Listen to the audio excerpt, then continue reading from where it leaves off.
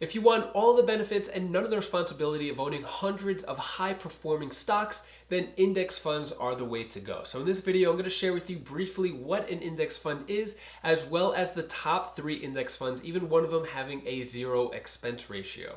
First, let me briefly explain what an index fund is. An index fund is just a fancy way of saying hundreds, if not thousands of stocks are all in one basket called a fund. This fund could have different names. You may have heard of the Dow Jones, the S&P 500. For example, the S&P 500 is consisted of 500 of the most successful companies in the United States. So these are Google, Tesla, Amazon, Apple, Facebook.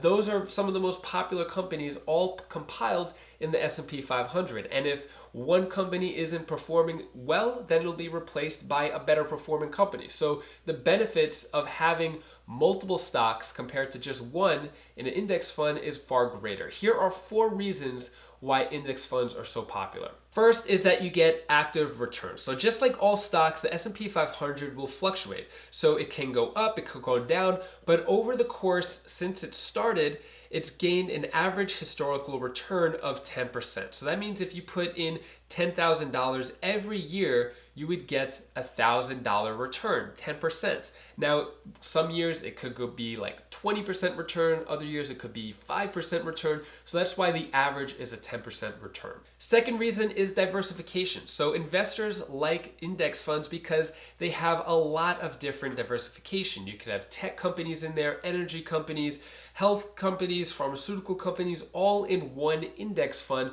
So you're getting exposure to a lot of different markets all under one fund. So if one market or one sector isn't performing as well, you have the tech sector or the nurse or hospital sector, that are performing better, and so it picks up the slackers. Third reason is lower risk. Index funds have much lower risk because they have a big diversification of different stocks compared to an individual stock. For example, Tesla may be doing really well, could be $600-700, but all it takes is one piece of news saying that every single Tesla car needs to be recalled, and then the stock price will drop down to $100. If you had Tesla in an index fund, it really wouldn't be dented too much. It wouldn't go down. Even if Tesla dropped hundreds of points in a day, your index fund wouldn't experience that loss. Fourth reason is low cost. Index funds cost very small amount compared to mutual funds or hedge funds. The expense ratios, which basically means how much they're charging for every $10,000,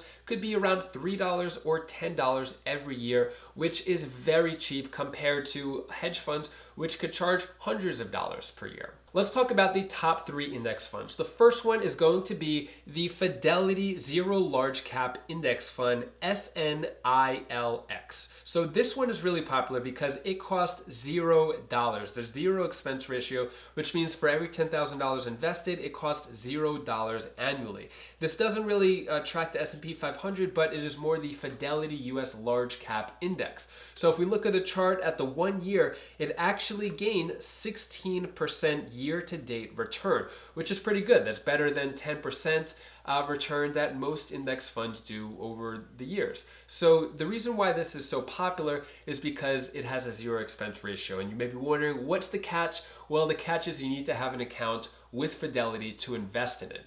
Now, Fidelity is just basically saying, hey, we'll give you a 0 expense ratio index fund, but you just have to bank with us. And they're hoping that they get more money on the back end. Same way that a lot of companies have what's called loss leaders, meaning that they may sell a product in their store that makes $0, but you're basically getting the customers in the door. Same thing with Fidelity. They want you in the door, so hopefully you open up a checking account, bank account, credit card, or whatever other financial services that they have. But the index fund is basically a way to get you in the door, and 16% for the year I think is pretty good. The second index fund is the Vanguard S&P 500, ticker symbol VOO. So the reason why I like this one so much, personally, I have a preference with Vanguard, no affiliation, but Vanguard is my favorite because of the low expense ratio. It's completely free to open an account, and they have some of the best index funds. So their expense ratio is 0.03%, which means for every $10,000 invested,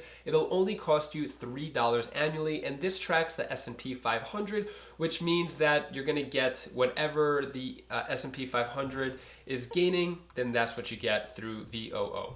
And the third best index fund is going to be the SPDR S&P 500 ETF Trust, ticker symbol SPY.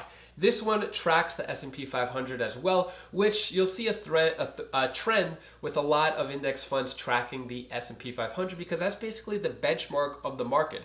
Anyone who's trying to make any investments in the stock market, ideally you want to beat the 10% of the S&P 500. If it doesn't, you're better off just throwing your money in an index fund like SPY, VOO, and track the S&P 500.